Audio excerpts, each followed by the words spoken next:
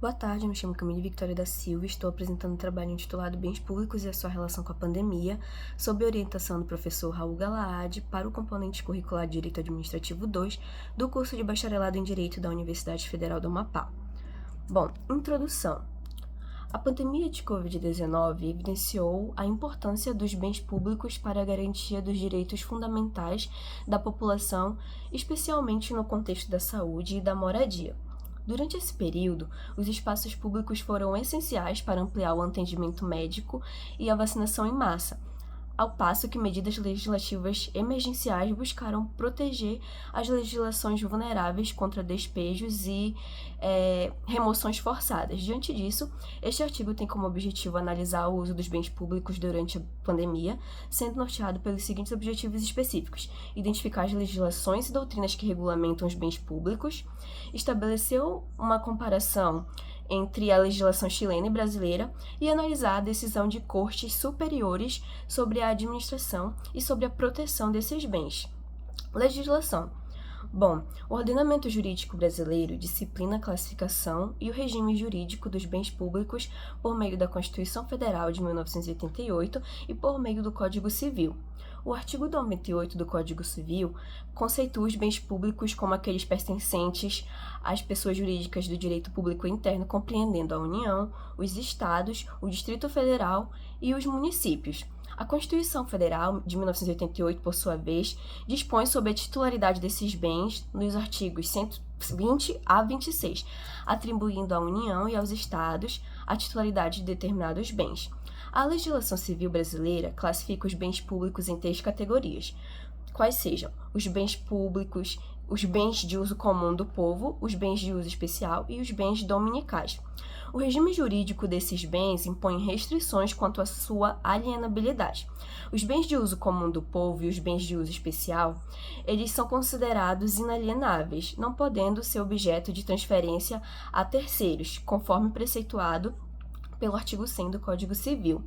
Por outro lado, os bens dominicais eles podem ser alienados, desde que sejam observadas as exigências legais, conforme disposto no artigo 101 do mesmo diploma legal. Além disso, o artigo 102 do Código Civil veda expressamente o uso capião dos bens públicos, impedindo que terceiros adquiram a propriedade desses bens por meio da posse prolongada, independentemente do período de tempo ou da natureza da posse que foi exercida, assim como a súmula 340 do STF, que dispõe que, desde a vigência do Código Civil, os bens dominicais eles não podem ser objetos de uso capião, não podem ser adquiridos por uso capião, no caso. O Código Civil também estabelece que o uso dos bens públicos de uso comum do povo, ele pode ser gratuito ou retribuído, conforme estabelece o artigo 103 do Código Civil. Essa retribuição, ela pode ocorrer por meio de pedágios, de taxas de entrada em museus, parques públicos ou outras formas de cobranças que sejam legitimadas pelo Estado. No que diz respeito ao ordenamento jurídico estrangeiro escolhido, que no caso foi o Chile, pode-se dizer que tanto o sistema normativo brasileiro quanto o chileno, eles apresentam algumas características e certas previsões muito semelhantes sobre os bens públicos. E no Chile, o regime jurídico dos bens públicos, ele é regulado principalmente pelo Código Civil chileno, claro, que estabelece a classificação dos bens nacionais e define o seu uso e a sua destinação. De acordo com o artigo 589 do Código Civil chileno, os bens nacionais, eles pertencem à nação e são classificados em 2 categorias, quais sejam os bens nacionais de uso comum do povo e os bens fiscais do Estado. Os bens nacionais de uso público, eles são destinados ao uso coletivo e pertencem a todos os habitantes do país, como as praias, as margens dos rios, lagos navegáveis e são classificados como inalienáveis, imprescritíveis e não sujeitos à hipoteca ou expropriação, enquanto os bens fiscais do Estado são bens pertencentes aos Estados, mas não são destinados ao uso coletivo, podendo ser utilizado para fins administrativos ou outras finalidades públicas.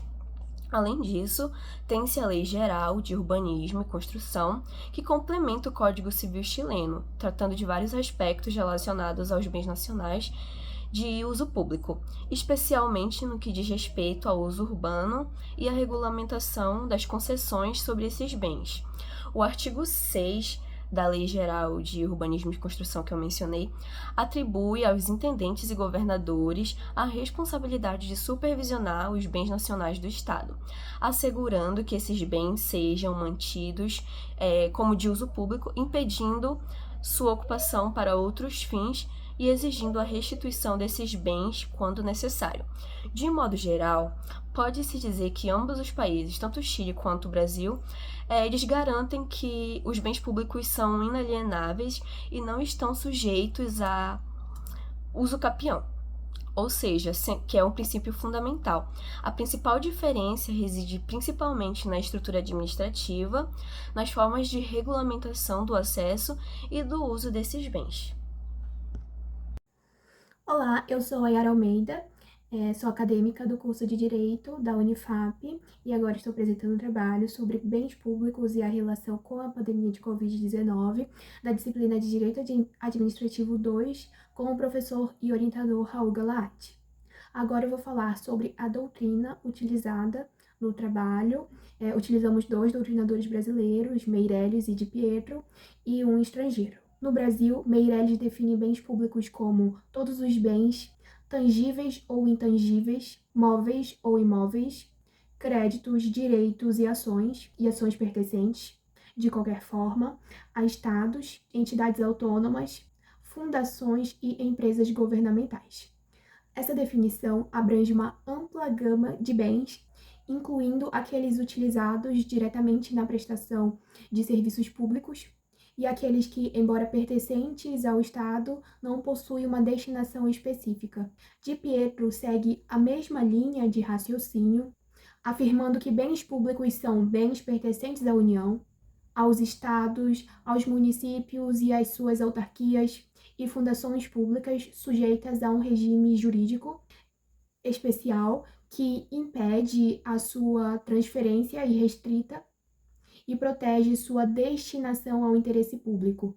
Assim, a principal característica do bem público seria a sua subordinação ao interesse coletivo, justificando a existência de regras que limitem sua transferência, uso e destinação. Os bens públicos estão sujeitos a um regime jurídico especial destinado a garantir sua preservação e utilização adequada. Entre as principais características desse regime, destacam-se a imprescritibilidade, a inalienabilidade relativa e a impenhorabilidade.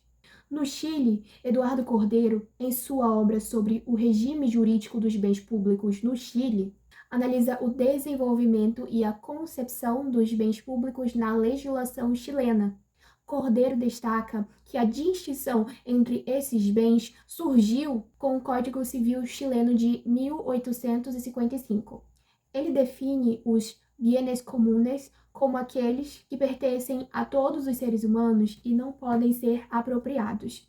Os bienes públicos são aqueles destinados ao uso da população, ao uso coletivo, enquanto os bienes fiscales são bens do Estado cuja utilização não é geral e pode ser atribuída a finalidades específicas. O estudo de Cordeiro aborda sobre a origem e a evolução das classificações de bens no direito chileno. Cordeiro explica que até a promulgação do Código Civil de 1855, o regime jurídico de bens públicos chileno estava essencialmente fundado nas normas do direito romano e foi adaptado à realidade do país após a sua independência. Por fim, a obra também destaca a influência de Andrés Bello, o pai da codificação chilena, ao tratar da concepção dos bens públicos. Agora, sobre os bens públicos durante a pandemia de Covid-19. Conforme a Fiocruz, a pandemia deve ser entendida como um desastre global que, ao combinar processos globais e nacionais, impactou os segmentos mais pobres da população, No Brasil, a crise foi agravada pelas intensas desigualdades sociais e espaciais, que ampliaram os riscos à condição de vida e saúde dos grupos mais vulneráveis. Além disso, a pandemia de Covid-19, ela evidenciou a importância de uma boa gestão dos bens públicos, previstos no artigo 99 do Código Civil, que os classificam em 3 categorias: bens comuns, bens de uso comum do povo, bens de uso especial e bens dominicais. Os bens de uso comum do povo, conforme o artigo 99, inciso 1 do Código Civil, são aqueles destinados ao uso coletivo, sem restrições como ruas, praças, estradas e demais vias públicas. Durante a pandemia, esses bens sofreram uma adaptação devido à nova realidade, pelas novas exigências de distanciamento social e mobilidade restritiva. A utilização desses espaços, como as ruas, para a utilização de atividades essenciais e o transporte público, foi diretamente afetado pelas medidas de quarentena, sendo essencial que o Estado garantisse a sua desinfecção e a regulamentação da circulação a fim de evitar as aglomerações.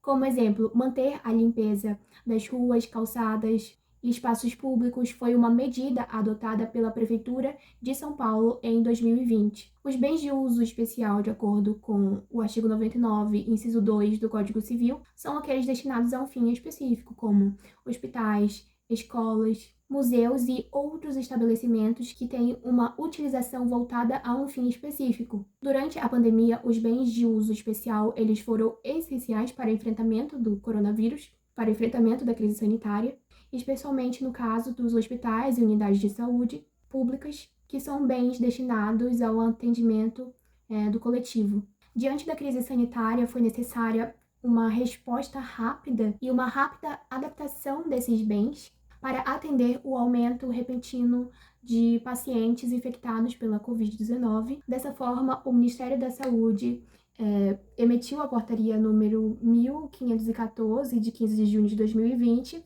trazendo definições para a implementação de hospitais de campanha. De modo geral, essa portaria informa que a construção desses hospitais deveria ser uma estratégia dos gestores locais para aumentar a oferta de leitos de responsabilidade dos estados e dos municípios. Os bens dominicais, conforme o artigo 99, inciso 3 do Código Civil, são aqueles que pertencem ao patrimônio do Estado, mas que não estão destinados a um uso comum e nem a um fim específico, a um fim especial. Esses bens podem ser utilizados de formas flexíveis para diversas finalidades, incluindo emergências de grande escala, como a pandemia de Covid-19. Durante a crise, o Estado precisou adaptar terrenos e espaços públicos, imóveis públicos, não utilizados para atender demandas por espaços de saúde e apoio social. O uso de bens dominicais para a construção de hospitais de campanha ou centros de acolhimento temporários foi uma estratégia eficaz para ampliar a infraestrutura necessária para o atendimento à população afetada pelo vírus. Diante da análise das 3 categorias de bens públicos previstas no Código Civil de 2002, é evidente que o Estado precisou se adaptar rapidamente para garantir a proteção da saúde pública e o cumprimento dos direitos fundamentais da população. A utilização estratégica desses bens foi importantíssimo para enfrentar os desafios impostos pela pandemia de Covid-19. Olá, eu sou Paulo Sérgio Vilhena, acadêmico do curso de Direito da Unifap, e estou aqui juntamente ao meu grupo apresentando o tema Bens Públicos e a relação com a pandemia da Covid-19. Hoje eu vou apresentar um panorama sobre a gestão dos bens públicos durante a pandemia da Covid-19, com base em jurisprudências nacionais e internacionais. A pandemia impôs desafios à administração pública, exigindo respostas rápidas e eficazes para garantir o interesse coletivo. Nesse contexto, analisamos decisões de diferentes tribunais sobre a utilização dos bens públicos, a responsabilidade dos gestores e a necessidade de equilíbrio entre o direito à propriedade e as demandas sociais. Inicialmente, com a jurisprudência do TJAP, do Tribunal de Justiça do Amapá, um caso chamou a atenção pela condenação de um ex-prefeito que utilizou máquinas da prefeitura para fins privados, beneficiando uma empresa particular. O ato foi considerado improbidade administrativa gerando dano ao erário e enriquecimento ilícito. O tribunal manteve a condenação do gestor, aplicando sanções como suspensão dos direitos políticos, proibição de contratar com o poder público e a obrigação de ressarcimento aos cofres públicos. Essa decisão reforça a necessidade de transparência e responsabilidade na gestão dos bens públicos, garantindo que sejam utilizados exclusivamente para atender ao interesse coletivo e não para vantagens pessoais. Já o STJ, no agravo de recurso especial número 1841-516 do Rio de Janeiro, sobre relatoria do ministro Herman Benjamin, decidiu que o fornecimento de energia elétrica para bens públicos essenciais, como escolas, postos de saúde e iluminação pública, não pode ser suspenso, mesmo durante inadimplência do ente público. A concessionária Ampla Energia defendia a interrupção para bens não essenciais, mas o STJ reafirmou que a continuidade dos serviços essenciais deve prevalecer sobre a cobrança da dívida, pois a interrupção poderia comprometer direitos fundamentais, especialmente em momentos de crise, como a pandemia da Covid-19. Agora trazendo em pauta a decisão do Supremo Tribunal Federal, o STF, a ação direta de inconstitucionalidade, a ADI 3.454, discutiu a possibilidade de requisição administrativa de bens públicos entre entes federativos durante a pandemia. A requisição administrativa permite ao Estado utilizar bens privativos temporariamente para atender necessidades urgentes, como as crises sanitárias. O artigo 15 da Lei nº 8.080, de 1990, a Lei Orgânica do SUS, previa a requisição de bens e serviços entre União, Estados e municípios.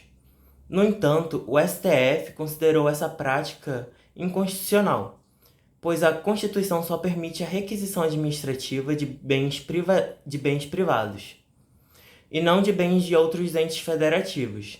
Além disso, tal medida violaria o Pacto Federativo, comprometendo a autonomia de estados e municípios.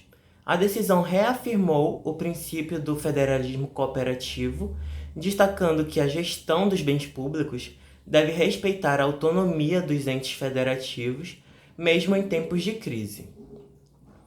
No cenário internacional, um caso relevante foi julgado pela Corte Suprema do Chile, envolvendo a ocupação irregular de um terreno público durante a pandemia. Uma propriedade entrou com um recurso contra o Serviço de Habitação e Urbanização da região do Biobío, alegando que a omissão do Estado em lidar com invasores prejudicava seu direito de propriedade e comprometia sua segurança. A Corte decidiu que a posse irregular não pode sobrepor a proteção do direito de propriedade, determinando a desocupação da área. No entanto, também ressaltou que o Estado deveria garantir assistência social aos invasores, considerando a vulnerabilidade social agravada pela pandemia. Ao comparar essas jurisprudências, percebemos abordagens diferentes na proteção e gestão dos bens públicos. O TJAP puniu o uso indevido de bens públicos por gestores, enquanto o STJ destacou a necessidade de uma administração eficiente para evitar conflitos, como o uso capião de bens públicos. O STF garantiu a autonomia federativa ao proibir a requisição administrativa de bens entre entes públicos. E a Corte Suprema do Chile buscou equilibrar a proteção da propriedade pública com a assistência social aos ocupantes irregulares. Nesse contexto, a pandemia evidenciou a importância dos bens públicos na proteção da coletividade, mas também revelou a necessidade de uma legislação flexível, permitindo o uso de bens públicos para atender emergências, regras claras e fiscalização rigorosa para evitar abusos e improbidade administrativa, além de gestão eficiente para garantir a correta destinação dos bens públicos e evitar conflitos jurídicos. A administração pública deve ser transparente, eficiente e responsável, garantindo que os bens públicos sejam utilizados sempre para o bem comum especialmente em momentos de crise. Muito obrigado.